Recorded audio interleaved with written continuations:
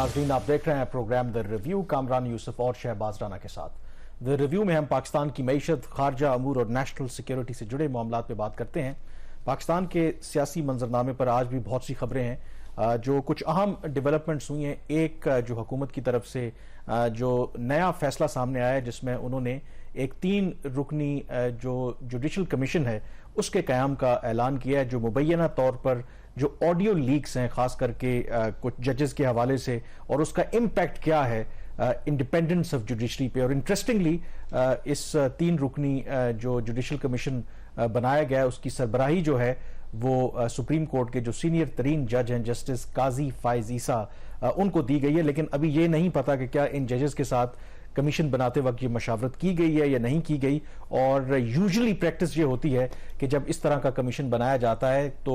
जो supreme court के chief justice हैं उनका कंसेंट जरूर लिया जाता है, लेकिन यहां पर ये इतलात आ रही है कि शायद चीफ जस्टिस का कंसेंट जो है वो नहीं लिया गया। खैर, उसके अलावा भी बाकी जो जमान पार्क, इमरान खान के घर के सर्च वारंट और बाकी जो मामलात हैं और कई नई जो ऑडियो लीक्स वगैरह हैं वो भी सामने आ रही हैं। लेकिन इन तमाम के बीच हमारा जो फोकस है ऑब्वियसली उन इश्यूज पर है जिसका पाकिस्तान की मईशत से ताल्लुक है और पाकिस्तान की मईशत का यकीनी तौर पर जो इस वक्त सूरत हाल है उसका इम्पैक्ट हम सबको पता है। और आज शहबाज बजट ज़ाहिर के आने वाला है, जो सबसे बड़ा कंसर्न अभी भी रिकॉर्ड महंगाई है। और लगता ही है कि जो यूजुअली जब बजट आता है तो एक उम्मीद की किरण ज़रूर होती है कि शायद जो हुकूमत है वो रिलीफ देगी, लेकिन ये जो बजट अब आने वाला है लगता नहीं है कि इसमें आवाम के लिए कोई रिलीफ है, क्योंकि इम्कान यही है कि एक दफ़ा फिर पहले भी इतना मैसिव इंक्रीज हुआ है गैस की कीमतों में, लगता ही है कि अगले माली साल में नए बजट में मजीद जो गैस की कीमतों में वो इजाफा होने जा रहा है। कामरान, जो रिलीफ की बात है ये तो अगले 1 से 2 साल के लिए करनी भी नहीं चाहिए, क्योंकि जिस किस्म के मसाइल हैं पाकिस्तान की इकॉनमी के, दिवालिया उनके खदशात जो है वो बढ़ते जा रहे हैं हर गुजरते दिन के साथ। तो अगर हम टीवी चैनल्स पे बैठ के बात करेंगे, सब्सिडीज देने को फेवर करेंगे, एक ऐसे बजट की रिकमेंडेशन गवर्नमेंट को देंगे जिससे हमें लगेगा कि हम दिवालियन के करीब जा रहे हैं, तो शायद वो भी एक मुनासिब बात नहीं। कि हैविंग सेड दैट, ये लेकिन इसमें मुझे एक चीज सिर्फ ऐड करने दें। बिल्कुल आपकी बात ठीक है, उससे शायद ये तासुर जाएगा कि अवाम को कोई रिलीफ ना मिले। मतलब अगर इस मुश्किल सूरत हाल या एक पेनफुल प्रोसेस से गुजरना है तो उसमें फिर सिर्फ अवाम को नहीं गुजरना चाहिए, क्योंकि ये भी हम इसी प्लेटफॉर्म के ऊपर डिस्कस करते रहे हैं कि एक तरफ अवाम को तो कड़वी गोली लेने के लिए कहा जाता है, लेकिन जो मराद याफ्ता तबका है, जो बड़े बड़े एक्सपोर्टर्स हैं, इंडस्ट्रियलिस्ट हैं और जो बैंक्स हैं, उनको तो हम टैक्स की छूट देते हैं, बिल्कुल होना चाहिए, लेकिन फिर अक्रॉस द बोर्ड होना चाहिए, एक्सेप्शन नहीं क्रिएट। नहीं, बिल्कुल ठीक ये बात है। मैं भी ये बात करने लगा था कि जो अभी तक ज्यादा बर्डन पड़ रहा है ना वो लोअर मिडिल और मिडिल इनकम ग्रुप्स के ऊपर ज्यादा पड़ रहा है। जो हमारे मुल्क की इशराफिया वो अभी भी बची हुई है इस तरह के बहुत से जो उनके ऊपर पड़ना चाहिए। अभी भी आप इनकम टैक्स ऑर्डिनेंस उठा के देख लीजिए, उसका सेकंड शेड्यूल है, बड़ा मशहूर है और बदनाम भी है। मशहूर इसलिए कि सारी जितनी भी इनकम टैक्स की एग्जम्पशंस हैं वो शेड्यूल में आपको मिल जाती हैं, और बदनाम इसलिए कि उसका जो सैकड़ों अरबों रुपए का जो सालाना मुल्क को नुकसान हो रहा है, उसमें अभी भी आपको जुडिशरी की, आर्म फोर्सेस की, ब्यूरोक्रेसी की, इन्फ्लुएंशियल बिजनेस ग्रुप्स की, उनकी जो टैक्स की छूट है, उनकी जो टैक्स की मराहत है वो आपको वहां पे नजर आती है। तो दिस इज हाई टाइम कि जिनको हुकूमत ने टैक्स मराहत दी है, छूट दी है, उनको वापस लें। कमिंग टू द पॉइंट के गैस का, नाजरीन बजट उम्मीद तो यही है कि 9 जून तक पेश हो जाएगा। एक टाइट फिस्कल पोजीशन हुकूमत को लेनी पड़ेगी अगर कोई थोड़ा सा फिस्कल डिसिप्लिन चाहती है। तो इसी तनाजुर में जो गैस की सब्सिडीज हैं, गैस के लिए जो पैसा मांगा है पेट्रोलियम डिवीजन ने सब्सिडीज की मद में, वो कोई 230 अरब रुपए की सब्सिडीज मांगी गई अगले माली साल में। लेकिन अभी तक जो वजारत खजाना इंडिकेट कर रही है कोई इसमें कुछ 76 अरब रुपए की इंडिकेशन अभी तक की गई हैं कि कुछ 76 अरब रुपए की सब्सिडी गैस के लिए मिल सकती है। ये जो सब्सिडीज का बजट इंडिकेट वजारत खजाना कर रही है ये डिमांड से कोई तकरीबन 66% कम है। और इस साल का जो तखमीना है कि जो टोटल सब्सिडीज इस साल गैस की मद में सिर्फ दी जाएंगी उससे कोई 77% या कोई 254 अरब रुपए कम है। अब इसमें 2 चीजें बड़ी अहम है ये सब्सिडीज में जो कमी है, या तो इसकी वजह से डेफिनेटली गैस की कीमतों में इजाफा होगा या फिर सर्कुलर डेट में इजाफा होगा। وہ حکومت جو اتنے ایک سیاسی نازک دور سے گزر رہی ہے, کیا وہ گیس کی قیمتوں میں اضافہ کر پائے گی؟ اگر وہ رہتی بھی اقتدار میں لمبے عرصے کے لیے, ہمیں نہیں پتا ادھر پولیٹیکل کیا ڈیولپمنٹس ہوتی ہیں, لیکن اگر وہ نہیں کر پائے گی تو پھر ایک جو سرکولر ڈیٹ پہلے کو 1600 ارب روپے کا ہو چکا ہے, اس میں اضافہ ہوگا. کامران, دو بڑے سیکٹرز, اب اگر ڈیمانڈ آئی ہے 230 ارب روپے کے قریب اور 76 ارب روپے اگر دیا جائے تو کوئی تو پھر افیکٹ ہوگا نا. تو دو بڑے سیکٹر جو ہیں وہ اس کے اندر افیکٹ ہونے جا رہے ہیں. ایک تو ایز یوزول جو ڈومیسٹک صارفین ہیں, ڈومیسٹک کنزیومرز ہیں وہ, اور دوسرے ایکسپورٹرز. ایک اور دونوں کی ویلڈ ریزنز ہیں ان کو سبسڈیز نہ دینے کی. اوورآل اگر آپ تھوڑی سی بیک گراؤنڈ میں چلے جائیں, پی ٹی آئی کی حکومت نے ایک بڑا اچھا قانون پاس کیا تھا کہ انہوں نے لا میں امینڈمنٹ کی تھی کہ ابھی چونکہ آپ کو پتا ہے پاکستان کے اندر گیس کی جو اپنی پیداوار ہے وہ مسلسل کم ہوتی جا رہی ہے. پاکستان اپنی گیس کی ضروریات پوری کر رہا ہے باہر سے گیس کو امپورٹ کر کے. مسئلہ یہ ہے کہ جو ہم باہر سے گیس کو امپورٹ کرتے ہیں اس کو ڈومیسٹک جو گیس ہے اس کی قیمت کے اوپر ہم تمام جو ہمارے کنزیومرز ہیں ان کو دیے جا رہے ہیں. تو ایک فیصلہ یہ ہوتا ہے کہ ویٹڈ ایوریج جو کاسٹ آف گیس ہے وہ ڈٹرمن ہوگی. جو امپورٹڈ گیس ہے اور آپ کی جو لوکل گیس ہے اس کا جو مکس ہے پھر اس کے مطابق نئی قیمت بنے گی, وہ ڈیفینیٹلی موجودہ قیمت سے وہ زیادہ ہوگی. یہ قانون بن گیا تھا, اس کی امپلیمنٹیشن ابھی تک نہیں ہو پائی. حالانکہ فروری 2023 میں وفاقی کابینہ کا یہ دوبارہ فیصلہ, ایک پہلے فیصلہ آیا تھا پھر ایک فیصلہ آیا کہ جو weighted average cost of gas ہے اس کو امپلیمنٹ کیا جائے. اوگرا جو ہے جو ریگولیٹر ہے آئل اینڈ گیس سیکٹر کا, وہ اس کے اوپر فیصلہ نہیں کر پایا. اچھا, میرے خیال میں اس میں جو امپورٹنٹ چیز ہے, آئی تھنک ایک تو سب سے پہلے بھی یہ ذکر ہو چکا ہے کہ ہمیں قدرتی گیس کا جو اتنا ایک تحفہ ملا تھا جب گیس یہاں پہ دریافت ہوئی, تو ہم نے اس کو ضائع کیا. جو ڈومیسٹک کنزیومرز کو اونے پونے دام دے کر اگر اس کو ہم یوز کرتے اپنی جو انڈسٹریل پروڈکشن کے لیے, وہ سستی گیس ہم وہ فراہم کرتے, تو شاید پاکستان کی جو معیشت ہے آج پتہ نہیں کہاں پہ کھڑی ہوتی. ہم نے وہ اونے پونے ڈومیسٹک کنزیومر کو دی اور اس میں پھر چوری بھی ہوئی. ابھی بھی اگر آپ دیکھیں, مجھے لگتا ہے کہ جو پائپ کے ذریعے ہم گیس دیتے ہیں, اب گیس تو ہمارے پاس ہے نہیں, اس کو شاید پوری دنیا میں آئی تھنک بڑے بڑے ملک جہاں سے ایون گیس بھی ملتی ہے وہاں پر بھی پائپ کے ذریعے آپ کو گیس نہیں دی جاتی. اس کو ڈسکنٹینیو ہونا چاہیے. جو ایل این جی ہے, ابھی بھی ایل این جی اگر آپ کریں وہ بہت مہنگی ہے, تو اگر گورنمنٹ کوئی ایسی پالیسی بنائے کہ اس کو ڈسکنٹینیو کریں, جو گیس بچ گئی ہے آپ وہ انڈسٹری کو دیں, آپ کی گروتھ اور اس سے جاب کریشن ہو. اور یہاں پر اگر ایسا کوئی نظام بنائیں کہ جو ایل این جی ہے وہ کم از کم لوگوں کے لیے ہو کہ وہ ان کے لیے افورڈیبل ہو, کیونکہ ابھی بھی آپ کو پتا ہے کہ ایون کئی علاقوں میں گرمی میں بھی آپ کو پتا ہے کہ گیس کا پریشر نہیں ہے, تو آپ کو ایز اے سبسٹیٹیوٹ جو ہے وہ ایل این جی پہ ریلائی کرنا پڑتا ہے. دیکھیں یہ بڑے ویلڈ پوائنٹس آپ کے کہ کون سے سیکٹر کو گیس ملنی چاہیے. اس پہ پیٹرولیم ڈویژن جو ہے ڈاکٹر مصدق ملک وہ بھی کئی دفعہ کہہ چکے ہیں, وہ اس چیز کے خلاف ہیں کہ آپ سبسڈائز گیس فرٹیلائزرز کو دیں, کیونکہ 3-4 پاکستان میں فرٹیلائزر پلانٹس ہیں, کچھ آرمی کے ہیں اس کے اندر, تو جو گیس ان کو اپنے سستی دی ہوئی ہے وہ آپ وڈرا نہیں ان سے کر سکتے.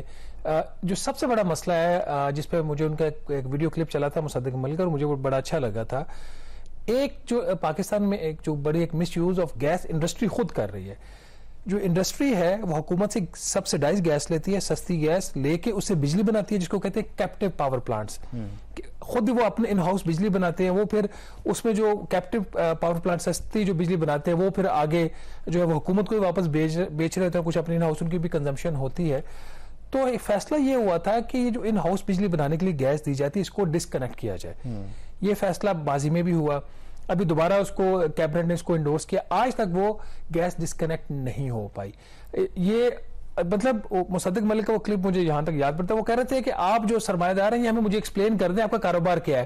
کیا آپ کا کاروبار یہ ہے کہ ایکسپورٹ کرنا ہے یا پروڈکشن کرنا ہے, یا حکومت سے سستی گیس لے کے بجلی پیدا کر کے حکومت کو واپس بھیجنا ہے. تو یہ ایک فیکٹر ہے.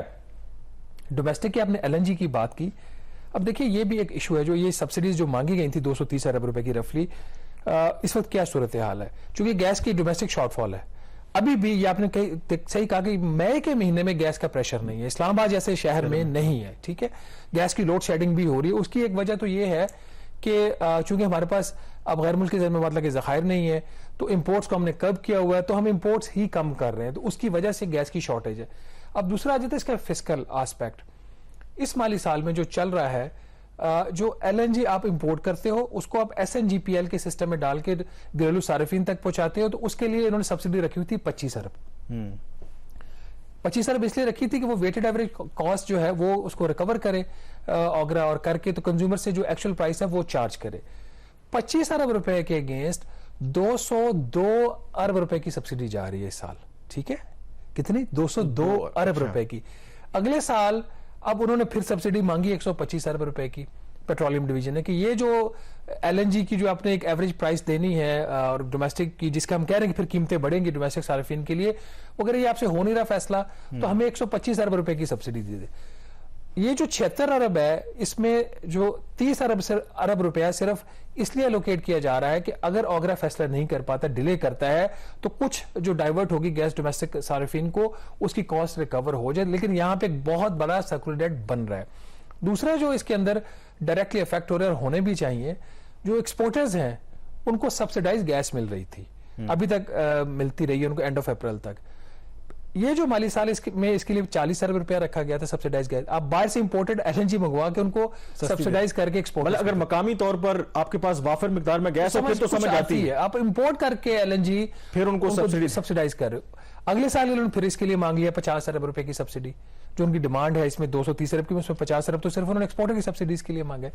वो भी हुकूमत ने फैसला किया कि नहीं देगी। फिलहाल तो ये फैसला है। अब सियासी दबाव में वजारत लेकिन एक्सपोर्टर तो ये भी कहेंगे ना कि अगर आप हमें नहीं देंगे सस्ती गैस तो फिर जो हमारी प्रोडक्ट्स हैं वो कंपेटिटिव नहीं रहेंगी, तो जो हमें डॉलर अगर आने भी हैं तो एक्सपोर्ट्स में इजाफा नहीं होगा, तो वो भी तो फिर उस तरीके से भी फिर गवर्नमेंट को ब्लैकमेल करते हैं। वो देखने कल हमने बात की थी ना कि 1500 अरब रुपए का तो करेंसी डिवैल्यूएशन से उनको फायदा हुआ, वो कंटेस्ट कर रहे हैं, लेकिन वो उनको फायदा तो बेतहाशा हुआ, और फिर उन्होंने इन रिटर्न हमें दिया क्या है। यहां तक अब अगले पार्ट में हम बात करेंगे ब्रेक के बाद कि जो डॉलर्स वो अर्न कर रहे हैं हमसे सब्सिडीज लेके हुकूमत पाकिस्तान से, टैक्स पेयर से, 1% उनकी इंटरेस्ट रेट है, 1% उनका इनकम टैक्स रेट है, हर तरह की वो सब्सिडी लेते हैं, उसके बावजूद जो डॉलर अर्न करते हैं वो पैसा बाय रखते हैं कि जी रुपए की कदर में कमी होगी तो तब वो उसको वापस लेके, तो एक्सपोर्टर्स के ऊपर तो कोई किसी किस्म की उनके साथ हमदर्दी करना तो बिल्कुल फजूल है। अब इसके अंदर जो तीसरा बड़ा कंपोनेंट है सब्सिडीज के अंदर, और ये यहाँ पे हुकूमत की मिसमैनेजमेंट है, जो रुपए की डिवैल्यूएशन हो रही है उसकी वजह से जो आपकी फोर्टनाइटली पेट्रोलियम मसनूआत की जो कीमतें डिटर्मिन होती है उसके अंदर एक्सचेंज रेट का एक लॉस, एक इम्पैक्ट आता है। इस हफ्ते जो प्राइस डिटर्मिन की थी डार साहब ने, जिसमें 12 रुपए की कमी की गई है, ये 12 रुपए की कमी नहीं होनी चाहिए थी, इसमें 3 रुपए का इजाफा होना चाहिए था फी लीटर पेट्रोल की कीमत में। 12 रुपए की कमी इसलिए हुई कि जो 35 रुपए फी litre exchange rate laws pass on होना था कंज्यूमर्स को, वो 35 रुपए नहीं, वो 20 रुपए हुआ। तो 3 रुपए की बढ़ना था, तो चूंकि वो बढ़ना था वो बढ़ाया नहीं, तो 12 रुपए का वहां से उन्होंने कमी कर दी, ठीक है। अब अगले माली साल के लिए पेट्रोलियम डिवीजन ने उसके लिए मांगा इनसे 11 अरब रुपए की सब्सिडी, कि ये जो फिर जो एक्सचेंज रेट लॉसेस हैं जो पीएसओ को बर्दाश्त करने पड़ते हैं उसके लिए फिर आप सब्सिडी दें अगर आप उसको fully pass on. Given Pakistan की जो इकोनॉमी की सूरत हाल है, IMF का प्रोग्राम भी बहाल नहीं हो रहा, तो इस बात का कभी इम्कान है कि रुपए की कदर में मजीद कमी होगी, तो ये फर्क तो फिर दूसरा 17 अरब रुपया और मांग रहे हैं। इसी तरह का एक्सचेंज रेट लॉस जो कुवैत पेट्रोलियम कंपनी से हुकूमत पाकिस्तान उधार के ऊपर तेल लेती है, उसके लिए भी उन्होंने कहा जी इस तरह का लॉस वहां पे भी आ सकता है, तो 17 अरब रुपए उसके लिए भी सब्सिडी दें। वो फिलहाल वजारत खजाना ने सब्सिडी नहीं दी, क्योंकि वो जो हमारा मुआहदा है उधार तेल वाला वो फरवरी से खत्म हो चुका कुवैत पेट्रोलियम कंपनी के साथ, और उसकी मजीद आगे जो है वो उसकी एक्सटेंशन हुई। लेकिन 2 और कंपोनेंट्स हैं वेरी क्विकली, ये जो एक रेकोडे का प्रोजेक्ट था उसके वो एक हमारा इंटरनेशनल डिस्प्यूट हुआ, उसके बाद वफाकी हुकूमत ने इंटरवेंशन की, कुछ हमने जुर्माने दिए, कुछ हमने हुकूमत बलोचिस्तान को जो उसने शेयर पे करना था उसके अंदर जो उनके इंक्रीज शेयर है उसके बदले में हुकूमत फेडरल गवर्नमेंट जो पे कर रही है, तो उसके लिए भी अगले माली साल की बजट के अंदर सब्सिडी कह लें, ग्रांट कह लें, गैस सेक्टर को 20 अरब रुपया मिलेगा। कुछ उन्होंने हुकूमत ने जो पहले कर्जा लेके हुकूमत बलोचिस्तान का हिस्सा दिया हुआ है, और कुछ जो फर्दर उन्होंने उसके अंदर कुछ $4.5 मिलियन की इन्वेस्टमेंट करनी है उसके लिए। लेकिन ये जो 76 अरब रुपए की एलोकेशन उसका ये भी उसका अंदर हिस्सा है। लेकिन यहाँ की बॉटम लाइन ये है, जो इंडिकेटेड सब्सिडी 76 अरब रुपए की है ये कम है, या तो कीमतें काफी से ज्यादा बढ़ेंगी अगले माली साल में, नहीं बढ़ेंगी तो फिर गैस सेक्टर फिर आपको बढ़ेगा, अनवायबल होगा, तो फिर प्रॉब्लम्स आएंगी। यहाँ पे ब्रेक लेंगे, ब्रेक के बाद क्योंकि जब आप सब्सिडी देते हैं 2 ही तरीके हैं, या तो टैक्स पेयर्स की मनी होती है, लेकिन अगर आपका रेवेन्यू शॉर्टफॉल हो तो फिर कर्जे लेकर आपको सब्सिडी देना पड़ेगी। और पाकिस्तान के अंदर टैक्स का निजाम के कैसे हम अंडर रिपोर्ट करते हैं, लोग टैक्स रिटर्न तो भरते हैं लेकिन जितना उनका टैक्स बनता है वो देते नहीं हैं। ब्रेक के बाद कुछ ऐसे ही आदाद शुमार के बारे में बात करेंगे।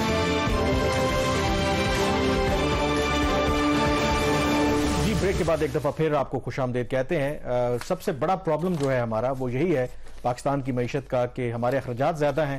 اور آمدن کم ہے. اور آمدن آپ کو پتہ ہے کہ جو سب سے بڑا ذریعہ ہے وہ ٹیکس ہے, اور ٹیکس کلیکشن بہت بڑا چیلنج رہی ہے. اور شہباز, جو پچھلے سال کے یا اس پچھلے سال مالی سال کے جو اعداد و شمار FBR کی طرف سے سامنے آئے ہیں, یہ تو ہمیں پتہ ہے ہی کہ لوگ کئی وجوہات کی وجہ سے, کیونکہ سکسیسو گورنمنٹس نے کوشش بھی کی کہ اگر آپ ٹیکس ریٹرن نہیں بھریں گے تو آپ کو بہت سی مشکلات درپیش ہوں گی, لیکن اس کی وجہ سے کم از کم یہ ہوا کہ ایک رجحان تو آیا کہ لوگوں نے بوجہ مجبوری ٹیکس ریٹرنز تو بھری, لیکن جو اعداد و شمار سامنے آ رہے ہیں ایک بہت بڑی تعداد ہے کہ لوگ ٹیکس ریٹرن تو بھر رہے ہیں لیکن جتنا ان کے ذمے ٹیکس بنتا ہے اتنا وہ ٹیکس دے نہیں رہے. تو اس کا مطلب ہے کہ یہ جو ایکسرسائز ہے کہ لوگوں کو انکریج کرنا کہ آپ اپنی ریٹرن بھریں, کوئی اس کا اس طریقے سے فائدہ نہیں ہو رہا جس طرح سے ہونا چاہیے. یہ بات ٹھیک ہے آپ کی, یہی وجہ ہے کہ یہ جو نمبرز آ رہے ہیں جو reform and revenue mobilisation commission ہے اشفاق تولا صاحب کی سربراہی میں حکومت نے بنایا تھا, اس کی رپورٹ کے اندر یہ سارے نمبرز آ رہے ہیں. FBR اس طرح کے نمبر جو ہمیشہ اس کو چھپاتا ہے, وہ کبھی بھی اس فیور میں نہیں ہے کہ اس طرح کے نمبرز کو پبلک کیا جائے. اور probably one of the reasons کہ FBR کے اور RRMC کے جو اختلافات آ رہے ہیں سامنے, ہمیں جو رپورٹس آ رہی ہیں اس کا بھی ہم ذکر بھی کریں گے کہ جب کسی نہ تو کام کرنا ہے, جو مجھے اب FBR کی ایک سائیکالوجی ان کی سائیکی اس قسم کی لگ رہی ہے کہ نہ تو کام کرنا ہے نہ کرنے دینا ہے. ویسے یہ سرکار کی سائیکالوجی ہوتی ہے, اگر باقی ایک طریقہ نا ایک مزاج ہے کہ بس ٹھیک ہے جیسے چل رہا ہے چلنے دو, مطلب جو پوائنٹ آؤٹ کرنے کی کوشش کرے گا اس کا تمہیں کیا ضرورت پڑے, جو پوائنٹ آؤٹ کرے گا وہ برا ہے اس کے اندر. یہ جو آپ نے بات کرنا, دس از ویری انٹرسٹنگ. ایک تو ناظرین کو ہم پہلے یہ فیکٹ بتا چکے ہیں کہ 76 لاکھ افراد جو ہیں وہ رجسٹرڈ ہیں FBR کے پاس, اور صرف 36 لاکھ افراد اور کمپنیاں جو ہیں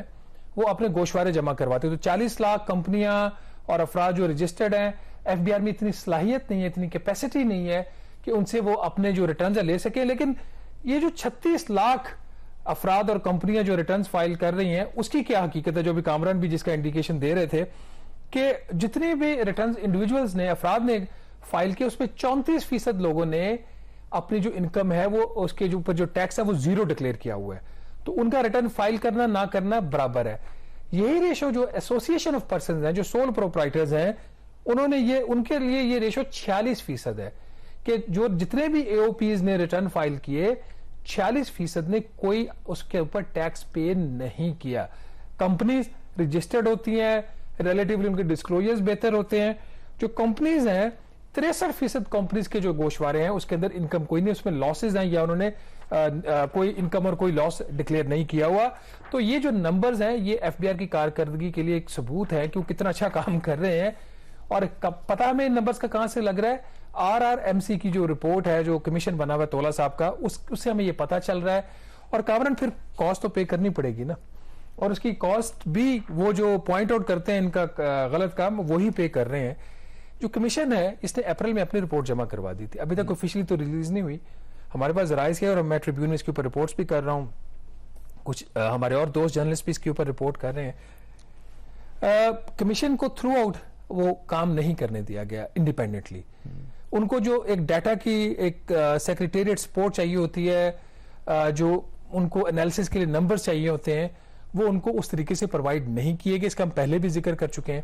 جو پرال ہے جس کے پاس سارا ریسورس ہے ڈیٹا کا,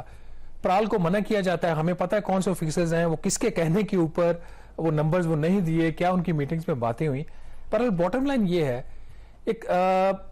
کمیشن کی جو رپورٹ اس میں بہت ساری کچھ کمیاں ہیں. کمی اس میں اس لیے رہ گئی کہ ان کو سپورٹ فراہم نہیں کی گئی. لیکن اس میں جو سب سے جو آپ بات کر رہے ہیں, بے شک سپورٹ جو فراہم نہ بھی کی گئی ہو, لیکن کچھ یہ جو اعداد و شمار آئے ہیں, ظاہر ہے کہ یہ گورنمنٹ کا انیشیٹو تھا نا, کہ انہوں نے بنایا کہ ایک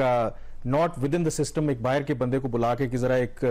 ٹرو ایویلویشن کریں. تو کیا گورنمنٹ جو ہے وہ FBR کی طرف ان کا جھکاؤ ہوگا؟ اسحاق ڈار صاحب کا اس کے بارے میں کیا موقف ہوگا؟ وہ FBR کی بات سنیں گے یا پھر یہ جو کمیشن ہے ان کی ریکمنڈیشن یا یہ جو انفارمیشن سامنے لے کے آئیں اس کی بیس کے اوپر وہ اپنی پالیسی بنائیں گے؟ دیکھیں, جو اسٹیٹس کو کی فورسز ہیں وہ ویری ویل انٹرنچڈ ہوتی ہیں. حکومت سیاسی طور پر انتہائی کمزور ہے, اور جب حکومت کمزور ہوتی ہے تو ٹیکنوکریٹس اور جو بیوروکریٹس ہوتے ہیں اس کا ایڈوانٹیج اٹھاتے ہیں. یہی وجہ ہے کہ باوجود میں نے ریمائنڈر جو دیے گئے کہ جی آپ نمبرز دے دیں, ان کو ڈیٹا فراہم کر دیں, وہ ڈیٹا فراہم نہیں کیا گیا. اب چونکہ جو میں کمیشن کی رپورٹ میں نے دیکھی اس کے اندر تو جگہ جگہ پہ یہ لکھا ہے، ایک دو جگہوں پہ چھوڑ کے جہاں پہ FBI نے ڈیٹا دیا کہ ہاں یہ اس کے پیچھے یہ نمبرز ہیں، وہاں پہ وہ کمیشن نے رپورٹ کر دیا. اور زیادہ تر جگہوں پہ لکھا ہوا ہے کہ جو یہ ہم ٹیکس پرپوزل دے رہے ہیں اس کا جو ریونیو امپیکٹ ہے وہ پازیٹیو ہے. اب پازیٹیو کا مطلب ہی ان کے پاس نمبر نہیں ہے. نمبر کیوں نہیں ہے کہ پرال نے اور FBR نے نمبر نہیں دیا. ویسے پرال کا ایک اسکینڈل میرے ہاتھ لگا ہے، آئندہ آنے والے دنوں میں اس پہ رپورٹ کریں گے، اس میں کس طرح انہوں نے کچھ فارنرز تھے ان کو کیسے ان کو پرال کے سسٹم میں کیا، وہ بہت بڑا ایک اسکینڈل ہے. تو اور جن کا نام لیا جا رہا ہے اسکینڈل میں شاید وہ یہاں پہ وہ بھی تھوڑے سے کمپرومائز ہوئے اور نمبرز وغیرہ نہیں دیے. کامران اس میں جو ایک ذرائع سے میں نے جو پتا کیا ہے اس کی جو ویلیو ہے وہ کہا جاتا ہے کہ جو ٹیکس پروپوزل دیے وہ 1300 ارب روپے کی بنتی ہے. اچھا، یہ موبلائزیشن کمیشن نے دی ہے کہ اگر اس پہ امپلیمنٹ کریں تو اگر امپلیمنٹ کریں تو سالانہ 1300 ارب روپے کا ریونیو ملتا ہے. تو میں نے کچھ FBR کے لوگوں سے بات کی، میں نے کہا آپ کی کیا اسیسمنٹ ہے؟ انہوں نے کہا نہیں جی طے میں یہ کم ہے تو کوئی خاص کم نہیں آئے گا، بڑا ہوا ہے 100-200 ارب روپے مل جائے گا. سو دس واز دی اپروچ. نہیں تو کس کا ویو ٹھیک ہے اس میں آپ کے خیال میں؟ آپ 2-3 پرپوزلز لے لیں نا جس کا نمبرز ہمارے پاس اویلیبل ہیں، باقیوں کے تو نمبر اویلیبل نہیں ہے. کمیشن نے ایک پرپوزل دیا ہے کہ جو کمپنیز ہیں وہ ان کی جو آمدن ہوتی ہے وہ ریٹین کرتے ہیں، اس کے جو شیئر ہولڈرز ہیں اس کو نہیں دیتے آمدن کو، اس کو ریٹین، اس کے بہت سارے پرپسز ہوتے ہیں، فیوچر انویسٹمنٹ کے لیے بھی ہوتا ہے، یہ جو بھی ہوتا ہے. ان کا ایک پرپوزل یہ ہے کہ کمپنی جو اپنے پروفٹ کو ڈسٹریبیوٹ نہیں کرتی ہے امنگ دا شیئر ہولڈرز، اس کے اوپر جو لسٹڈ کمپنیاں 5% ٹیکس لگا دو، جو اسٹاک مارکیٹ میں لسٹڈ نہیں ان کے اوپر 7.5% ٹیکس لگا دو. تو اس سے ان کے خیال میں صرف ایک میئر سے 338 ارب روپے کا ٹیکس سالانہ اکٹھا ہو سکتا ہے ان ریٹس کے اوپر. اور جو ڈیٹا انہوں نے استعمال کیا ایک RFAB ریسرچ فرم ہے اس کا کیا اور دوسرا FBR کا پرال کا ڈیٹا استعمال کیا. اسی طرح اس کمیشن کا ایک اور پرپوزل ہے، چونکہ ریٹیلرز پاکستان میں ہول سیلرز ڈسٹریبیوٹرز یہ پورے ٹیکس اپنے نہیں پے کرتے. ان کا ایک پرپوزل ہے وہ آپ ڈیبیٹ کر سکتے ہیں ٹھیک ہے یا غلط ہے، کہ جتنے بھی سپلائیز ہیں پاکستان کے اندر اس کی ویلیو کے اوپر 1% ٹیکس لگا دو، انکم ٹیکس سپلائیز کے اوپر، چاہے امپورٹ سے وہ سپلائی آ رہی ہے یا ڈومیسٹک پروڈکشن. تو صرف 1% ٹیکس لگانے سے ان کا خیال ہے کوئی 400 آ جائے گا. یہ تو صرف 2 کی بات کی، اور بھی بہت سارے میرے خیال اگلے پروگرام میں نیکسٹ ویک اس پہ بات کریں گے، ٹائم کم ہے ہمارے پاس. باٹم لائن یہ ہے کہ اس کا جو امپیکٹ چاہے 1300 ارب ہے، 1000 ارب ہے، 700 ارب ہے یا 100 ارب ہے، FBR کو ٹرانسپیرنٹلی کام کرنا چاہیے. یہ سارا ڈیٹا ان کو کمیشن کے ساتھ شیئر کرنا چاہیے. اس کے بعد پھر جو میجرز حکومت سیاسی اس کے بوجھ دیتے ہوئے امپلیمنٹ کر سکتی ہے وہ کرے، جتنا ریونیو اکٹھا ہوتا ہے وہ پھر دیکھ لے. چلیں یہاں پہ بریک لیں گے اور بریک کے بعد ذکر کریں گے کچھ فورن پالیسی کے معاملات ہیں، اور خاص کر کے بھارت جو ہے مقبوضہ کشمیر کے اندر جو G20 کی ایک کانفرنس کا انعقاد کرنے جا رہا ہے اس کی وجہ کیا ہے اور کون سے ممالک ہیں جو اس میں شریک ہو رہے ہیں، اور کیا جو اس میں پاکستان کے دوست ممالک ہیں یا جن سے پاکستان کے اچھے تعلقات ہیں کیا وہ ممالک بھی سری نگر اس کانفرنس میں شرکت کریں گے؟ بریک کے بعد آپ سے بات کریں گے.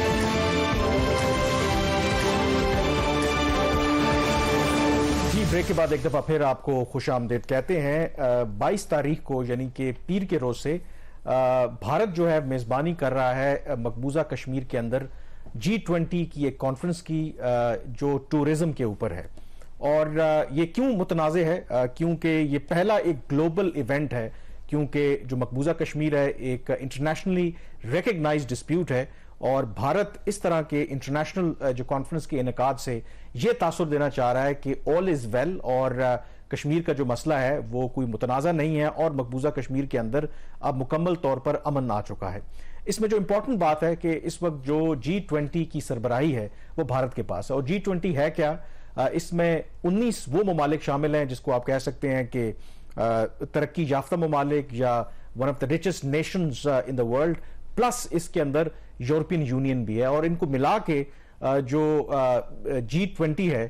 اس کا جو گلوبل شیئر ہے GDP کا پوری دنیا کا، یہ 80% بنتا ہے، یعنی کہ ایک بہت بڑا بلاک ہے. اب شہباز اس کے اندر جو انٹرسٹنگ فیکٹ ہے کہ جب بھارت نے یہ اعلان کیا تھا کہ وہ مقبوضہ کشمیر کے اندر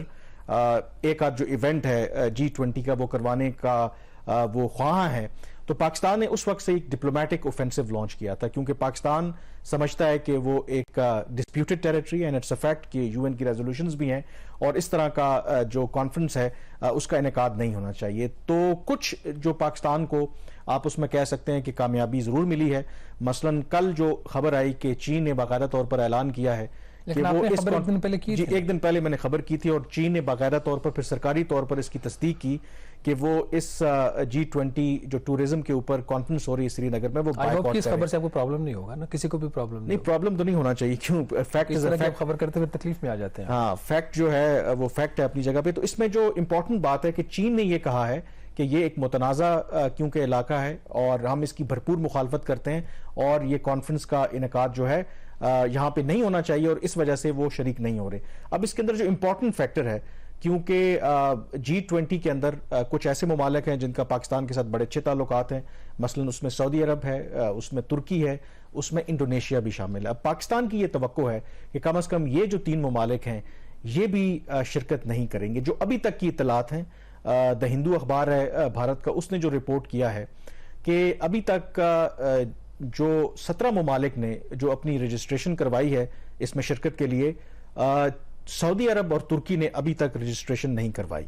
تو اس کا مطلب ہے کیونکہ 22 تاریخ کو یہ کانفرنس ہونی ہے تو امکان یہی ظاہر کیا جا رہا ہے کہ سعودی عرب اور ترکی بھی جو ہیں وہ اس کانفرنس میں شرکت نہیں کریں گے۔ انڈونیشیا نے اپنی رجسٹریشن ضرور کروائی ہے لیکن اطلاع یہ آ رہی ہے کہ انہوں نے اپنی جو پارٹیسپیشن ہے وہ بہت لو لیول پہ رکھی ہے، شاید ان کا ایک آدھ جو ڈپلومیٹ ہے جو دہلی میں بیسڈ ہے وہ شرکت کرے گا۔ اس کے علاوہ کچھ ادر دین G20 کے ممبرز کے انہوں نے کچھ اور لوگوں کو بھی انوائٹ کیا ہے، اس میں ایجپٹ ہے، اس میں عمان ہے، اس میں UAE ہے، اس میں بنگلہ دیش ہے۔ تو بنگلہ دیش بھی اس میں شرکت کر رہا ہے جو میری اطلاع ہے، عمان بھی اور UAE بھی۔ تو آپ اسے کہہ سکتے ہیں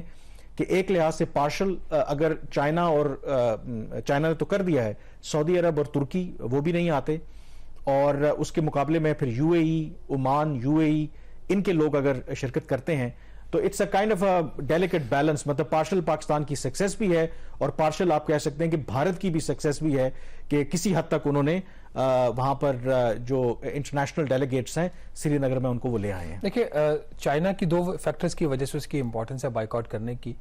ایک تو یہ کہ پرماننٹ ممبر ہے وہ سیکورٹی کاؤنسل کا، یونائٹڈ نیشن کا، تو چائنا کا نو کہنا وہ میٹر کرتا ہے۔ دیٹ مینس کہ ایک ڈسپیوٹڈ ٹیریٹری، اور صرف اگر امریکہ، UK، فرانس، جرمنی اگر اٹینڈ کر بھی لیتے ہیں تو ایک اندر امپورٹنٹ جو ہے UN سیکورٹی کاؤنسل کا پرماننٹ ممبر وہ اس کو ویٹو کر۔ اور میں یہ بھی بتا دوں، میری اطلاع یہی ہے کہ ایون اگر جو یورپین ممالک سے لوگ شرکت بھی کر رہے ہیں تو سنا ہے کہ وہ کوئی ان کی جو ڈیلیگیشن لیول ہے وہ وہی کہ جو دہلی میں جو ان کے ڈپلومیٹس ہیں وہی شاید ایک آدھ بندہ شرکت کرے گا، مطلب وہ بھی اس کو ریپریزنٹیشن ہو جاتی ہے، بٹ اس کو وہ لو کی رکھنے کی کوشش کر رہے ہیں۔ ہوگا نہیں، کیونکہ فارن آفس کے کچھ لوگوں کا خیال تھا کہ کئی جو کچھ یورپین ملک ہیں وہ سینسٹیو ہیں ٹوورڈز پاکستان's کنسرن، اور خاص کر کے جو ہیومن رائٹس کی وہاں پہ وائلیشن ہو رہی ہیں، کہ اس کی ایک انڈیکیشن ہے کہ UN کے جو انڈیپینڈنٹ مبصر ہیں انہوں نے بھی اس کانفرنس کی مخالفت کی ہے۔ انہوں نے ایک رپورٹ جاری کی ہے، انہوں نے کہا ہے کہ یہ انڈیا کا اختیار ہے کہ بھارت میں کہیں بھی G20 کے ایونٹس کا انعقاد کرے، لیکن کم از کم مقبوضہ کشمیر کے اندر اس طرح کا انعقاد نہیں ہونا چاہیے کیونکہ وہ انٹرنیشنلی ایک ڈسپیوٹڈ ٹیریٹری ہے۔ سو ان اے وے ایسا نہیں ہے کہ باوجود ہماری جو بھی اکنامک اور جو اس وقت گلوبل سٹینڈنگ ہے پاکستان کی، کہیں نہ کہیں وائسز پھر بھی انڈیا کے بارے میں وہ اٹھ رہی ہیں جو ان کا جو بھی ریکارڈ ہے مقبوضہ کشمیر کے اس میں جو چائنا کا ایک دوسرا بھی فیکٹر ہے نا کہ چائنا کا خود ڈسپیوٹ میں وہ پارٹنر ہے جو بالکل جموں کشمیر کا جو ایریا ہے۔ اس کے علاوہ جو زیادہ امپورٹنٹ چیز ہے وہ یہ ہے کہ بھارت جو ہے وہ چائنا پاکستان اکنامک کوریڈور کی مخالفت کرتا ہے، اور اس کی ازمپشن یہ ہے، اس کی جو بیس آف دی آرگیومنٹ ہے کہ جی جو گلگت بلتستان ہے وچ از another disputed territory اور special territory in case of Pakistan, اور پاکستان نے ابھی تک اس کا اپنے اس طریقے سے لحاق نہیں کیا، اس کو 5واں صوبہ یا 6ٹھا صوبہ ڈکلیئر نہیں کیا، نہ ہی آزاد جموں اینڈ کشمیر کو اس طریقے سے کیا ہے۔ تو جی سی پیک کی سڑک وہاں سے گزرتی ہے، تو اس لیے جو بھارت ہے وہ سی پیک کی مخالفت کرتا ہے، حالانکہ سی پیک صرف GB تک محدود نہیں ہے، سی پیک پورے پاکستان میں اس کی پریزنس ہے۔ تو یہ ایک تو اس کے دوگلا پان اس کا بھارت کا اس کو ایکسپوز کرتا ہے کہ خود تو وہ سی پیک اس بات کے لیے وہ ماننے کے لیے تیار نہیں ہے کہ GB سے ایک سڑک گزرتی ہے اور GB ایک ڈسپیوٹڈ ٹیریٹری ہے، اور دوسری طرف سے وہ اس کا سٹیٹس جو ہے وہ اگست 2019 میں چینج کر کے وہ کلیم کرتا ہے کہ every thing is normal. Gradually ابھی تو ہمارے حالات اکنامکلی کافی کمزور ہیں اور دنیا کی نظروں میں ہم شاید وہ جو ہمیں لیکن اس کے باوجود مجھے لگتا ہے کہ اس کو دیکھتے ہوئے کہ اگر چین تو بائیک آؤٹ کر رہا ہے، اگر سعودی عرب، ترکی بھی اس میں شامل ہو جاتا ہے، ایجپٹ جو اسپیشل انوائٹی تھا ابھی تک کی اطلاعات ہیں کہ اس نے بھی رجسٹریشن نہیں کروائیں، تو ان اے وے اور پھر یو این کا جو انڈیپینڈنٹ مبصر ہے ان کی جو ایک بڑی سکیدنگ رپورٹ ہے اگینسٹ انڈیا، تو کہیں نہ کہیں پاکستان کے لیے پارشل سکسیس ضرور ہے. اور اس میں امپورٹنٹ فیکٹر ہے کہ پاکستان انڈیا کے اس سارے موو کو کاؤنٹر کرنے کے لیے جہاں وہاں پہ ٹورزم کی G20 کی مقبوضہ کشمیر میں کانفرنس ہو رہی ہوگی، تو یہاں پاکستان جو ہے وہ جو پاکستان کے وزیر خارجہ ہیں وہ انہی دنوں میں مظفر آباد میں ہوں گے، اور وہاں پر پاکستان کا وہاں پہ وہ جو ان کی لیجسلیٹو اسمبلی ہے اسے بھی ایڈریس کریں گے. تو پاکستان اپنی طرف سے ایک کوشش کر رہا ہے کہ انڈیا کے اس موو کو کاؤنٹر کرنے کے لیے کہ کشمیر جو ہے وہ اب ڈسپیوٹڈ ٹیریٹری نہیں ہے، لیکن پاکستان دنیا کو یہ بتانے کی کوشش کر رہا ہے کہ نہیں، Kashmir is still disputed territory. Anyways یہاں پہ بریک لیں گے، اور بریک کے بعد ایک اور جو فارن پالیسی کا امپورٹنٹ میٹر ہے، اور وہ ہے کہ مشرق وسطیٰ کے اندر ایک بہت ڈرامیٹک شفٹ آ رہی ہے، اور وہ شفٹ کیا ہے، بریک کے بعد اس پہ بات کریں گے. دورہ کر چکے ہیں تو ایک کمپلیٹ ٹرانسفارمیشن ہو رہی ہے، اور یہ اس لیے بھی سگنیفیکنٹ ہے کہ امریکہ ناراض ہے. امریکہ اور مغربی جو طاقتیں ہیں وہ یہ سمجھتے ہیں کہ بشار الاسد کو اس طریقے سے ویلکم کرنا، اس طرح سے ان کو ریہیبلیٹیٹ کرنا is not a right policy. اس کے اندر جو کی فیکٹر ہے وہ ہے چین کا. ہم نے پہلے بھی ذکر کیا کہ چین نے ایران اور سعودی عرب کے درمیان ایک رفروشما مفاہمت کروائی ہے، اور کہا یہ جا رہا ہے کہ یہ جو سعودی عرب کا جو لیڈ یہ انیشیٹو ہے مڈل ایسٹ کو ٹرانسفارم کیا جا رہا ہے، اس میں جو رول ہے پیچھے وہ چین کا ہے کہ چین اب مغرب کو پش کرنا چاہتا ہے away from the middle east, اور یہاں پر اپنا جو اثر و رسوخ استعمال کر رہا ہے، اور اس کو سوٹ کرتا ہے کہ پورے عرب ورلڈ میں ایک پیس ہو، اور ان کے جو انٹرنل کانفلکٹس ہیں وہ کسی طریقے سے ریزالو ہوں. اور یہ اسی کی کڑی ہے کہ بشار الاسد جو ہیں وہ سعودی عرب میں تھے. دیکھیے، وہ انٹرنیشنل ریلیشن میں کہا جاتا ہے کہ there are no permanent enemies and friends in international relation. جو مفادات ہوتے ہیں ریاستوں کے اور جو گیون سرکمسٹانسز ہوتے ہیں اس کے مطابق وہ اپنے جو فارن پالیسی پوسچرز ہیں وہ لیتے ہیں، اور اس میں وہ ان کی کامیابیاں بھی ہوتی ہیں. اور وہ ممالک جو ایک ہی جیسے انڈیا اور پاکستان ہے وہ آج تک 1947 سے آگے نہیں چل سکے، تو دونوں ممالک میں جو ترقی ہے، جو سوشل اور ہیومن ڈیولپمنٹ ہے، وہ خطے کے باقی ممالک سے بہت پیچھے ہے. بھارت جتنا مرضی G20 کا ممبر بن کے خوش ہو جائے، اور اٹس اے فیکٹ، آپ ڈینائی نہیں کر سکتے کہ بھارت G20 کا ممبر ہے، it's one of the major economic powers in the world. But still Japan میں جو G7 کی میٹنگ ہوئی ہے وہاں پر بھی بھارتی وزیر اعظم کو اسپیشل انوائٹ کیا گیا تھا. تو بھارت کے لیکن پاورٹی کے لیول اور ہیومن ریسورس ڈیولپمنٹ ابھی بھی بھارت میں اس طریقے سے نہیں ہے جب تک کہ دونوں ممالک یہاں سے نکلیں گے نہیں. لیکن ایک تو آپ نے چین کے فیکٹر کا اس میں ذکر کر دیا، دوسرا ٹرکی کا بھی ایک فیکٹر ہے اس کے اندر. یہ جو ریجنل جو ری گروپنگ ہو رہی ہے اس میں اگر آپ غور کریں تو سیریا کے سعودی عرب کے قریب آنے میں ایک وجہ یہ بھی ہے کہ شاید جو ٹرکی کا انفلوئنس اس ایریا میں بڑھا تھا اس کو بھی کاؤنٹر کرنے کی بھی ایک وجہ ہو سکتی ہے اس موو کو. اس میں ایک اور فیکٹر بھی ہے. دیکھیں سیریا جو ہے بیسیکلی تو شام عرب میں نا، عرب میں ہے، تو عرب لیگ میں بھی شامل ہے. تو یہ کنسرن تھا کہ اگر ان کی ریہیبلیٹیٹ نہیں کیا جائے گا، بشار الاسد کو عرب لیگ میں واپس نہیں لایا جاتا، تو جو ایران کا جو انفلوئنس ہے وہ پہلے بھی ہے. دیکھیں یہ ایک بہت بڑی کامیابی ہے بشار الاسد کی کہ جب سول وار وہاں پہ ہوئی تھی، جب امریکہ اور عرب کے جو باقی اتحادی تھے یہ باغیوں کے ساتھ مل کر ان کی حکومت کو ہٹانا چاہتے تھے، تو پوسٹ بشار الاسد گورنمنٹ کی سیریا کے اندر ایک ڈسپنسیشن کی بات ہو رہی تھی، لیکن انہوں نے اس سول وار کو سروائیو کیا کیونکہ کی فیکٹر تھا کہ غالباً 2015-16 میں جب رشیا کی انوالومنٹ ہوئی، جب رشیا نے بیک کیا بشار الاسد کو، تو وہاں پر دوبارہ سے موقع ملا بشار الاسد کی گورنمنٹ کو ری گروپ ہونے میں. تو اب یہ ایکنالجمنٹ ہے اس بات کی کہ بشار الاسد جو ہیں وہ سروائیو کر گئے ہیں، اور جو عرب لیڈرز ہیں اور خاص کر کے سعودی عرب ہے وہ یہ سمجھتا ہے کہ اگر ہم ان کو اپنے فولڈ میں واپس نہیں لائیں گے تو یہ عین ممکن ہے کہ یہ ایران کی طرف چلے جائیں گے، جس سے ہمیں زیادہ میرے خیال میں ایران اور سعودی عرب بھی قریب آ رہے ہیں، لیکن ان اینی کیس جو انٹرنل رائیولریز ہیں اس میں سٹل ایسے ایشوز ہیں کہ ٹرسٹ ڈیفیسٹ ایشوز تو ہیں. ایم بی ایس کا محمد بن سلمان کا کراؤن پرنس کا اس کا ایک بڑا رول ہے کیونکہ وہ اپنے آپ کو جو ٹریڈیشنل اکنامک ماڈل ہے ان کا اس سے اور باقی جو ٹریڈیشنل پالیٹکس سے ہٹ کے وہ آگے لے کے جانا چاہ رہے ہیں. چائنیز کا بھی رول ہے، لیکن اسی کانفرنس میں جو ایک اور اپیئرنس تھی وہ یوکرین کی جو صدر کی تھی، ان کا آنا that's also gives very important signal کہ جی کس طرح خطے کے اندر جو تبدیلیاں ہو رہی ہیں. لیکن ہمیں شاید یہ لیسن لرن کرنے میں کچھ کچھ دہائیاں یا کچھ سال کتنا لگے گا, کچھ ٹائم لگے گا. ہماری بیوروکریسی اپنے ویسٹ انٹرسٹ سے اوپر نہیں اٹھتی, ہمارے سیاستدان وہی کھڑے ہوئے ہیں. مطلب ہمیں ایک نئے اسکرپٹ کی ضرورت ہے, وہ پاکستان کی انٹرنل پالیسیز ہوں یا ایکسٹرنل پالیسیز ہوں, کیونکہ اگر سعودی عرب اور عرب ورلڈ, کیونکہ یہ بات ہمیں نہیں بھولنی چاہیے کہ یہ جو سیریا کے اندر سول وار 10-11 سال سے وہاں پہ جو جاری رہی, کم از کم جو ایک کنزرویٹو ایسٹیمیٹ ہے 3.5 لاکھ جانیں جو ہیں وہاں پہ ضائع ہوئی ہیں. اور ایک تو آپشن یہ تھا کہ یہ کنٹینیو رہتا, مزید لوگ اس میں مرتے, اور دوسرا آپشن یہ ہے کہ اس میڈنس کو روکا جائے. تو یہی جو پرنسپل ہے